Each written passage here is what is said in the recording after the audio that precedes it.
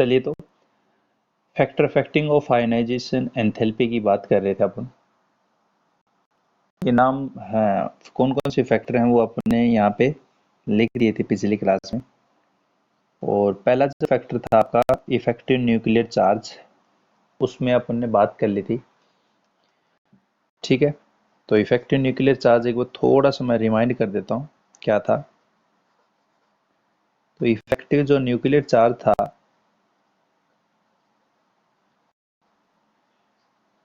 उसको निकालते कैसे हैं। तो इफेक्टिव न्यूक्लियर चार्ज का फॉर्मूला क्या था, नंबर ऑफ प्रोटॉन अपॉन में नंबर ऑफ इलेक्ट्रॉन, ये इसका फॉर्मूला था। ठीक है, जैसे एक एग्जांपल अगर बताएं कि एल्यूमिनियम है और एक एल्यूमिनियम प्लस है, और इसमें पूछ लिया कि which one having highest ionisation enthalpy, ये कह दिया आपको कि एल्यूमिनियम और एल्यूमिनियम आयन के अंदर किसके अंदर हाईएस्ट आयनाइजेशन एंथैल्पी है। तो उस केस के अंदर हम नंबर ऑफ यहाँ पे या इफेक्टिव न्यूक्लियर चार्ज निकाल लेंगे। तो इसके अंदर इफेक्टिव न्यूक्लियर चार्ज जो निकालेंगे, एटॉमिक नंबर एल्यूमिनियम का 13 होता है, तो 13/13 तो 1 आ गया। और नंबर ऑफ प्रोटॉन कितने होते हैं 13, पर एक इलेक्ट्रॉन लॉस कर दिया इसने, तो यहाँ पे कितना गया 12। ठीक है, यहाँ पे 1 पॉइंट समथिंग आएगा। ऑब्वियसली नीचे वाली जो टर्म है वो अगर कम हुई है तो ये जो आपका वैल्यू वो क्या होगा, बढ़ेगा। तो एक से तो वैल्यू या क्या होगी, बड़ी होगी। तो न्यूक्लियर जो इफेक्टिव न्यूक्लियर चार्ज अगर बढ़ता है तो क्या होता है, आपका न्यूक्लियर फोर्स बढ़ता है। और न्यूक्लियर फोर्स अगर बढ़ेगा तो आयनाइजेशन एंथैल्पी बढ़ेगी। तो आयनाइजेशन एंथैल्पी किसकी ज्यादा होगी, एल्यूमिनियम प्लस की ज्यादा होगी। ये बात थी आपकी। तो इसको लैंग्वेज की फॉर्म में अगर लिखें अपन इफेक्टिव न्यूक्लियर चार्ज को, तो क्या लिख सकते हैं, देखो इसको सिंपली हम ये लिख सकते हैं कि effective nuclear charge is directly proportional to ionisation enthalpy. जो आयनाइजेशन एंथैल्पी है उसके डायरेक्टली प्रोपोर्शनल होता है। जितना ज़्यादा इफेक्टिव न्यूक्लियर चार्ज होगा उतनी ही आयनाइजेशन एंथैल्पी आपकी होगी। ठीक है, अब वो आपको कह दे, जैसे अरेंज कीजिए आप कि एक तो दे दिया सोडियम प्लस है, एक मैग्नीशियम 2 प्लस है और एक एल्यूमिनियम 3 प्लस है। ठीक है, तीनों के तीनों आइसो इलेक्ट्रॉनिक स्पीसीज हैं। तीनों के तीनों के अंदर नंबर ऑफ इलेक्ट्रॉन अगर देखें तो इलेक्ट्रॉन यहाँ पे कितने हैं, 10 हैं। इसके अंदर कितने हैं, 10 हैं। और इसके अंदर भी कितने हैं, 10 हैं। ऐसी स्पीसीज को क्या बोलते हैं, जिसके अंदर इलेक्ट्रॉन सेम होते हैं, तो उसको बोलते हैं आइसो इलेक्ट्रॉनिक। इनको क्या बोलते हैं बेटा, आइसो इलेक्ट्रॉनिक स्पीसीज बोलते हैं। ठीक है, मतलब वो स्पीसीज जिनके अंदर नंबर ऑफ इलेक्ट्रॉन जो हो वो सेम हो, उनको क्या बोलते हैं, आइसो इलेक्ट्रॉनिक स्पीसीज बोलते हैं। तो क्वेश्चन ये कह दिया कि आप इसको इंक्रीजिंग ऑर्डर में arrange, increasing order of ionization enthalpy of following species। आपको फॉलोइंग स्पीसीज में दे देगा, सोडियम प्लस है, मैग्नीशियम 2 प्लस है और एल्यूमिनियम 3 प्लस है। ये आपको दे दिया। तो वही आपको कॉन्सेप्ट करना है। सबसे पहले आपको इफेक्टिव न्यूक्लियर चार्ज निकालना है इसका। तो इफेक्टिव न्यूक्लियर चार्ज जो वो कैसे निकलेगा, आपका सोडियम का, फिर मैग्नीशियम 2 प्लस का और एल्यूमिनियम का।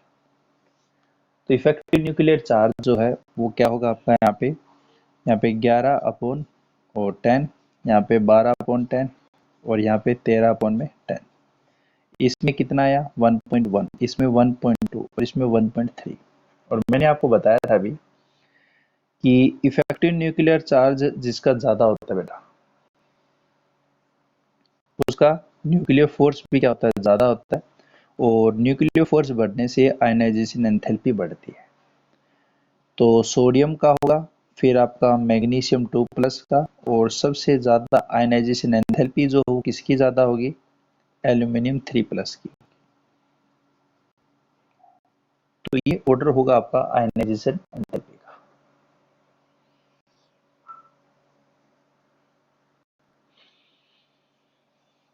ठीक है, बात समझ में आएगी सभी को।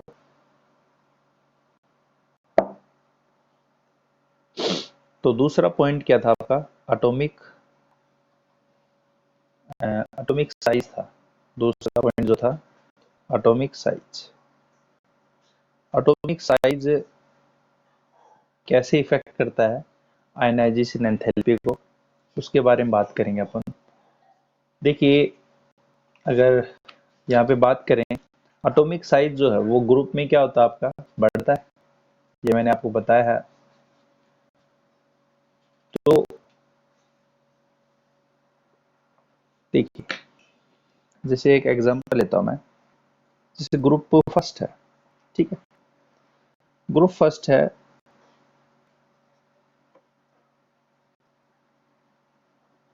ये आपका फ्रेंसियम तो रेडिएक्टिव एलिमेंट होता है, ठीक।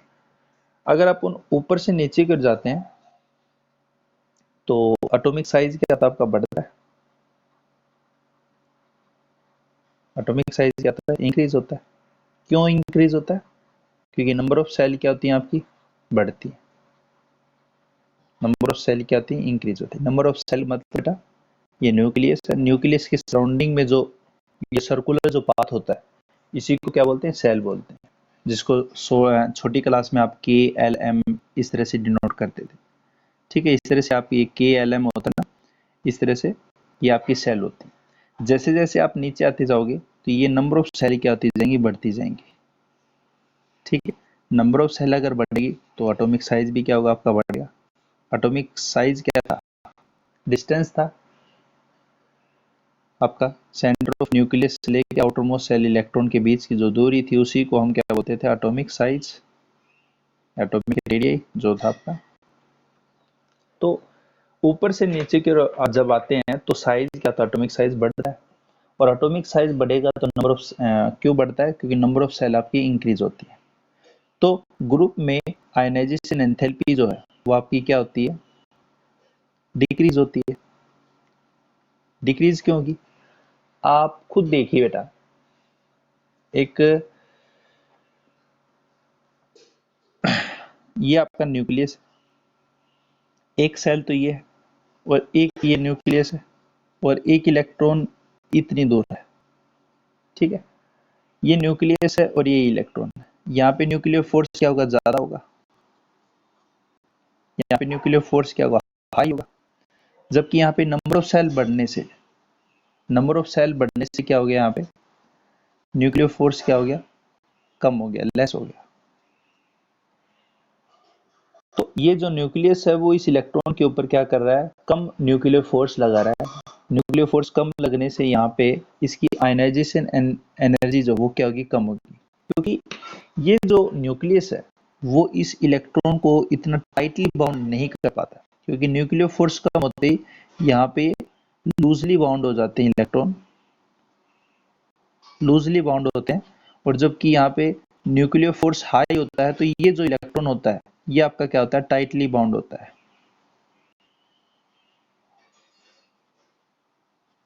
टाइटली बाउंड होगा तो ऑब्वियसली बात है इसके ऊपर न्यूक्लियस का ज्यादा अधिकार है इसके ऊपर, और इसको जैसे आप अगर एनर्जी जो दोगे तो इसको हमें क्या देनी पड़ेगी, एनर्जी ज्यादा देनी पड़ेगी। ये अगर सपोज कीजिए E1 है और इसको एनर्जी दोगे E2, तो यहाँ पे रिलेशन क्या देखेंगे कि E1 जो है वो ज्यादा होगी हमेशा E2 से। इसलिए मैंने क्या कहा, जब भी हम ग्रुप में ऊपर से नीचे की ओर आते हैं तो ग्रुप में ऊपर से नीचे की ओर आएंगे तो साइज क्या होगा, बढ़ेगा। साइज क्यों बढ़ेगा, नंबर ऑफ सेल बढ़ती है। साइज अगर बढ़ेगा तो जो आउटर मोस्ट सेल इलेक्ट्रॉन है आपका वो लूजली बाउंड होगा, और लूजली बाउंड होगा तो वहां पे उसमें इलेक्ट्रॉन निकालना आसान है। इलेक्ट्रॉन निकालना आसान है, तो उसमें इलेक्ट्रॉन निकालना अगर आसान है तो आयनाइजेशन एनर्जी जो होगी वो भी क्या होगी, इसमें कम होगी। ठीक है, ये चीज मैंने बताई आपको। तो एटॉमिक साइज अगर बढ़ता है तो on increasing atomic size, ionization enthalpy will be decreased because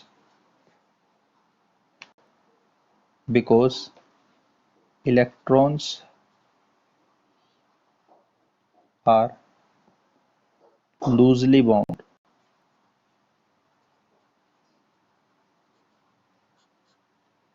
ठीक है, इलेक्ट्रॉन जो आपके क्या होते हैं बेटा, लूजली बाउंड होते हैं।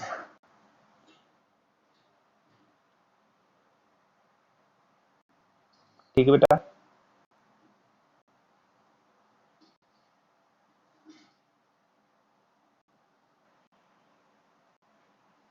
देखिए एक क्वेश्चन है, अगर आप कह दे इंक्रीजिंग ऑर्डर में अरेंज करना आपको आयनाइजेशन एंथैल्पी, एग्जांपल जैसे आपको दिया यहाँ पे,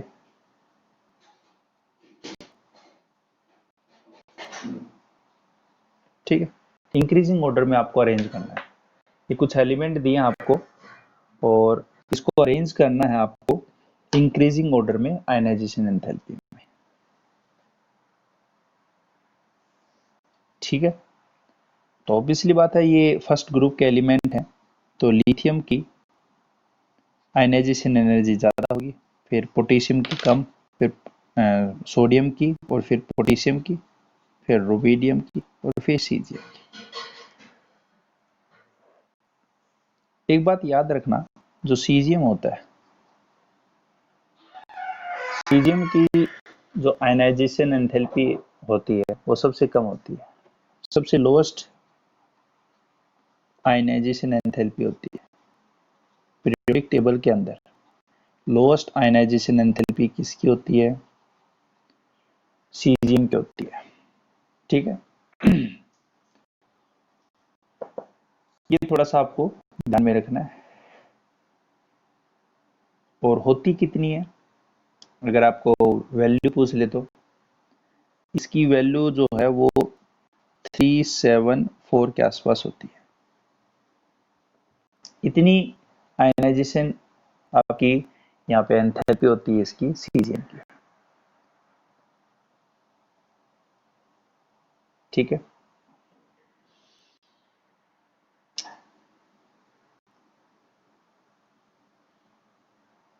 थर्ड क्या था आपका, थर्ड फैक्टर फैक्टिंग पेनिट्रेटिंग वाला था, तो थर्ड फैक्टर फैक्टिंग लिख दो, penetrating effect of subshell electron है क्या चीज, वो बात करते हैं, पहले एडिंग लिख दो।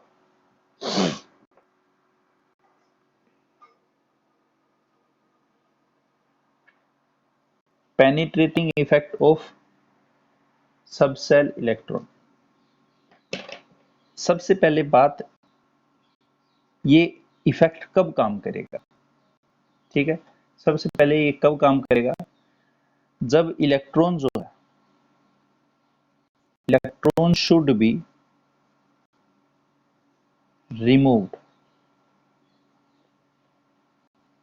From different subshell, S P D F, इनको बोलते हैं सबसेल।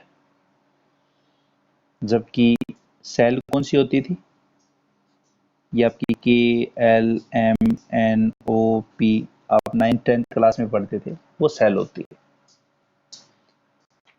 ठीक है, एटॉमिक स्ट्रक्चर में अपन ने बात भी कर ली। दूसरी कंडीशन क्या होनी चाहिए कि जो एलिमेंट एलिमेंट है जिनका कंपैरिजन करेंगे हम, पेनिट्रेटिंग इफेक्ट जो देखेंगे, उनमें एटॉमिक नंबर का जो डिफरेंस है वो एक ही होना चाहिए। ठीक है, तो difference of their atomic number should be only, कितना हो, एक का ही डिफरेंस हो। ये दो कंडीशन होनी चाहिए जिसके अंदर हमें पेनिट्रेटिंग इफेक्ट देखना है। जैसे मैं एक एग्जांपल लेता हूं, जैसे बेरिलियम है और बोरोन है। बेरिलियम का एटॉमिक नंबर कितना है, 4 है, हाँ है ना। एटॉमिक नंबर कितना है इसका, 4 है, और इसका कितना, 5 है। तो डिफरेंस कितना हुआ, 1 हुआ। पहली कंडीशन फुलफिल होगी इसकी, difference of their atomic number should be only by 1। तो यहाँ पे डिफरेंस कितना, 1 है, पहली कंडीशन फुलफिल है। दूसरी, electron should be removed from different subshell. Different subshell मतलब इसकी इलेक्ट्रॉनिक कॉन्फ़िगरेशन लिखेंगे तो क्या होगा, 1s2 और 2s2, है ना। जब किसका क्या होगा, 1s2 और 2s2 और 2p1, यस या नो। ये तो होगी इसकी इलेक्ट्रॉनिक कॉन्फ़िगरेशन। तो यहाँ पे ये देखने को मिला है कि अगर हम इलेक्ट्रॉन, यहाँ पे देखिए इलेक्ट्रॉन कहाँ से निकल रहा है, पी से निकल रहा है, और यहाँ से क्या निकल रहा है, एस से निकल रहा है। तो ये न्यूक्लियस आपका, और इसमें एस है, फिर पी है, फिर आपका डी है, और फिर आपका एफ है, कुछ इस तरह से। ठीक है, ये आपकी क्या है, सब सेल्स है। तो इस इफेक्ट का मतलब क्या है कि जब भी हम इलेक्ट्रॉन, जैसे एक इलेक्ट्रॉन आपका यहाँ पे एफ में है, एक इलेक्ट्रॉन आपका डी में है, एक आपका पी में है, और एक आपका एस में है। अगर आप इलेक्ट्रॉन एफ का निकालते हो, आराम से निकल जाएगा, इजीली निकल जाएगा, कोई दिक्कत की बात नहीं है। अगर आप इलेक्ट्रॉन एस का निकालोगे तो ये आपका इलेक्ट्रॉन क्या होगा, डिफिकल्टी से निकलेगा।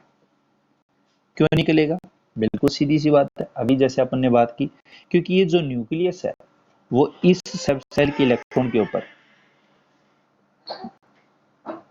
जो एस सब सेल है उसके अंदर जो इलेक्ट्रॉन है उसके ऊपर क्या कर रहा है, ज्यादा फोर्स लग रहा है। जबकि जो सब सेल इससे दूर है, मतलब कौन सी सब सेल है, जैसे ये आपकी एफ सब सेल है, ये न्यूक्लियस से तो काफी दूर होगी, और काफी दूर होने से यहाँ पे इसके ऊपर जो इलेक्ट्रॉन, जो फोर्स लग रहा है, इनके इस सब सेल के इलेक्ट्रॉन के ऊपर जो फोर्स लग रहा है वो क्या लग रहा है, कम लग रहा है। इसलिए मैंने ये बताया कि यहाँ पे अगर एफ ऑर्बिटल से आप इलेक्ट्रॉन अगर निकालते हो तो वो इजिली आपके क्या हो जाता है, रिमूव हो जाते हैं। जबकि एस के अगर निकालते हो, एफ के तो इजिली निकल जाएंगे, और एस जो ऑर्बिटल है उसकी इलेक्ट्रॉन अगर आप निकालते हो तो वो डिफिकल्टी होगी। डिफिकल्टी का मीन्स क्या है कि यहाँ पे आयनाइजेशन जो एंथैल्पी है वो हाई होगी, और इजिली का मतलब क्या है कि यहाँ पे आयनाइजेशन एंथैल्पी क्या होगी, लो होगी। इस पेनिट्रेटिंग इफेक्ट का यही मतलब है। ठीक है, जो अपन ने हेडिंग लिखी थी कि पेनिट्रेटिंग इफेक्ट ऑफ सब सेल इलेक्ट्रॉन। सब सेल इलेक्ट्रॉन मतलब अगर आप एफ के इलेक्ट्रॉन निकालते हो तो वो इजीली निकल जाते हैं, और जो सब सेल न्यूक्लियस के पास में है वो उसके इलेक्ट्रॉन अगर आप निकालते हो तो उसमें क्या होगी, डिफिकल्टी होगी, मतलब उसकी आयनाइजेशन एंथैल्पी क्या होगी, हाई होगी। ये इसका मतलब है पेनिट्रेटिंग। देखिए एक एग्जांपल और लीजिए,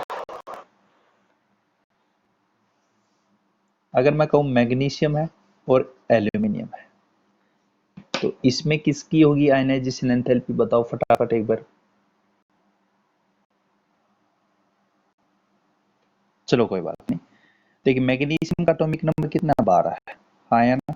एल्यूमिनियम का कितना है, 13 है। सबसे पहली कंडीशन तो फुलफिल होगी, कौन सी, कि difference of their atomic number should be only by 1। ये थे आपकी पहली कंडीशन फुलफिल है। दूसरी कंडीशन क्या थी कि जो इलेक्ट्रॉन निकालने हैं वो आपके डिफरेंट सब सेल से निकालने। एक इलेक्ट्रॉन अगर एस से निकल रहा है तो एक दूसरे वाले में पी से निकलेगा, एक में अगर डी से निकल रहा है तो एक में आपका एस से निकलेगा। इस तरह से आपके डिफरेंट सब सेल होने चाहिए।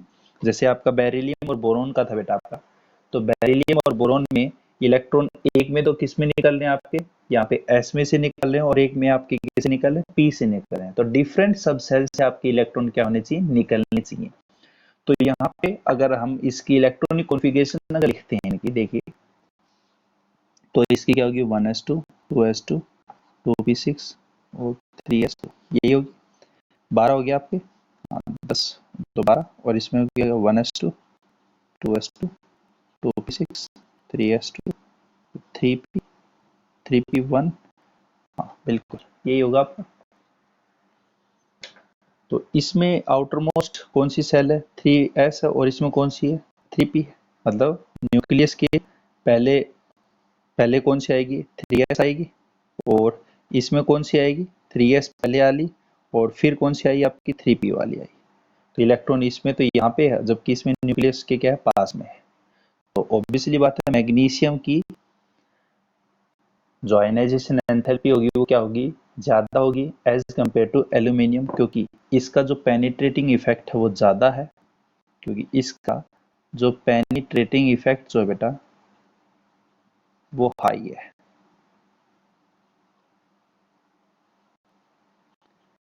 ठीक, ये बात मैंने आपको बताई है। ठीक है, अब इसको लैंग्वेज की फॉर्म में आपने को लिखना है, penetrating effect of subshell of electron, क्या लिखेंगे देखिए।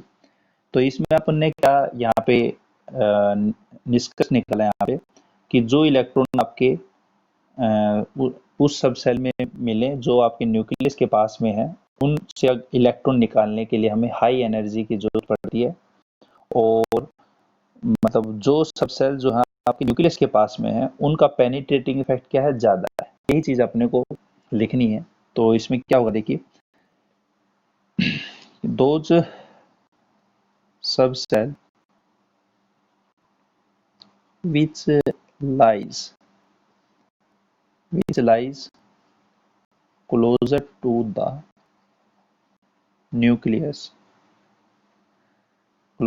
the nucleus then nuclear force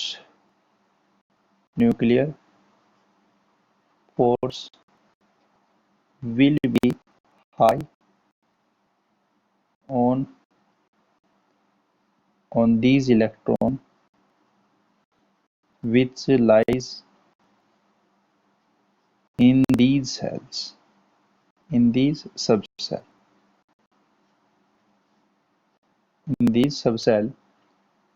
So these subcell having high ionization enthalpy, and this effect is known as penetrating effect.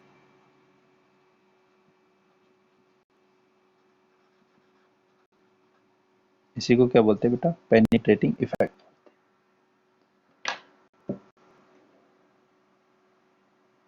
ठीक है, क्या है बेटा, देखिए मैं दोबारा इसको यहाँ पे बोल रहा हूँ कि दोज सब cell which lies closer to the nucleus, then nuclear force will be high on these electron which lies in these subcell. So these subcell having high ionization enthalpy, and this effect is known as penetrating effect. इसको क्या बोलते हैं, penetrating effect बोलते हैं।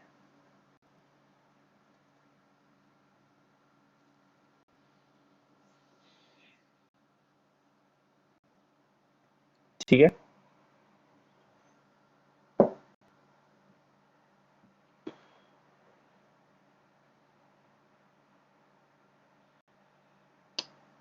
बात समझ में आ गई आपको।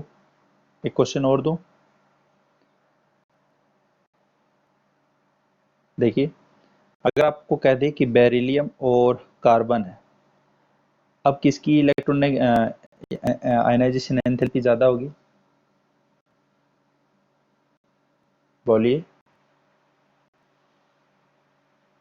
और इसी तरह से आपको कह दे मैग्नीशियम और सिलिकॉन है, तो यहाँ पे देखो इसमें पहली बात तो पेनिट्रेटिंग इफेक्ट लगेगा नहीं। क्यों, क्योंकि इसका एटॉमिक नंबर कितना है, 4, और इसका कितना अच्छा है, तो इलेक्ट्रॉन यहाँ पे जो डिफरेंस हो रहा है एटॉमिक नंबर वो कितना हो रहा है, 2 हो रहा है, तो कंडीशन फुलफिल नहीं हुई। ठीक है, पहली बात तो यहाँ पे पेनिट्रेटिंग इफेक्ट लगेगा नहीं। यहाँ पे अगर बात करें मैग्नीशियम का कितना 12 और इसका कितना सिलिकॉन, यहाँ पे भी पेनिट्रेटिंग इफेक्ट नहीं लगेगा। इसका मतलब यहाँ पे क्या चीज होने वाली है कि हमें पता है कि ग्रुप के अंदर जब भी हम ग्रुप में नीचे जाते हैं तो इलेक्ट्रोनेगेटिविटी आपकी क्या होती है, घटती है, और जबकि पीरियड के अंदर हम जाते हैं तो पीरियड में इलेक्ट्रोनेगेटिविटी आपकी क्या होती है, बढ़ती है। तो इस केस में हमें पता है कि कार्बन की इलेक्ट्रोनेगेटिविटी बेरिलियम से ज्यादा है, तो यहाँ पे आयनाइजेशन एंथैल्पी क्या होगी, कार्बन की ज्यादा होगी बेरिलियम से, और सिलिकॉन की भी क्या होगी, मैग्नीशियम से आयनाइजेशन एंथैल्पी क्या होगी, हाई होगी। ठीक है, क्योंकि यहाँ पे जो पेनिट्रेटिंग इफेक्ट तो लग ही नहीं रहा, क्योंकि यहाँ पे अगर आप देखोगे तो एटॉमिक नंबर का डिफरेंस कितना आ रहा है, 2 आ रहा है, और यहाँ पे भी जो एटॉमिक नंबर का डिफरेंस है वो कितना आ रहा है बेटा, 2 आ रहा है। तो 2 आ रहा है, तो यहाँ पे तो कंडीशन क्या बताई थी पेनिट्रेटिंग इफेक्ट के लिए कि difference of their atomic number should be only by 1, एक का डिफरेंस होना चाहिए। यहाँ पे डिफरेंस कितना, 2 का है, तो इसका मतलब पेनिट्रेटिंग इफेक्ट आपका नहीं लगेगा। पेनिट्रेटिंग इफेक्ट किस में लगेगा, जिसके अंदर एटॉमिक नंबर का डिफरेंस 1 हो, और जो यहाँ पे आपके इलेक्ट्रॉन जो है वो किससे रिमूव होते हैं, डिफरेंट सबसेल से होते हैं। तो अगर एक भी आपकी यहाँ पे कंडीशन फुलफिल नहीं हो रही तो पेनिट्रेटिंग इफेक्ट आपका लगेगा नहीं। तो यहाँ पे आपका जो इफेक्ट लगा वो कौन सा लगा, इलेक्ट्रोनेगेटिविटी का, क्योंकि इलेक्ट्रोनेगेटिविटी जैसे जैसे बढ़ेगी तो इलेक्ट्रोनेगेटिविटी क्या होती है, इलेक्ट्रॉन अट्रैक्टिंग टेंडेंसी होती है। अब इलेक्ट्रॉन अट्रैक्टिंग टेंडेंसी होगी तो कार्बन की इलेक्ट्रॉन अट्रैक्टिंग टेंडेंसी ज्यादा है, तो इलेक्ट्रॉन लॉस नहीं कर पाएगा, तो आयनाइजेशन एंथैल्पी इसकी ज्यादा होगी बेरिलियम से कंपैरिजन में। और सिलिकॉन की इसी तरह से इसकी इलेक्ट्रोनेगेटिविटी ज्यादा है मैग्नीशियम से, तो इसकी आयनाइजेशन एंथैल्पी मैग्नीशियम से क्या है, ज्यादा है ना।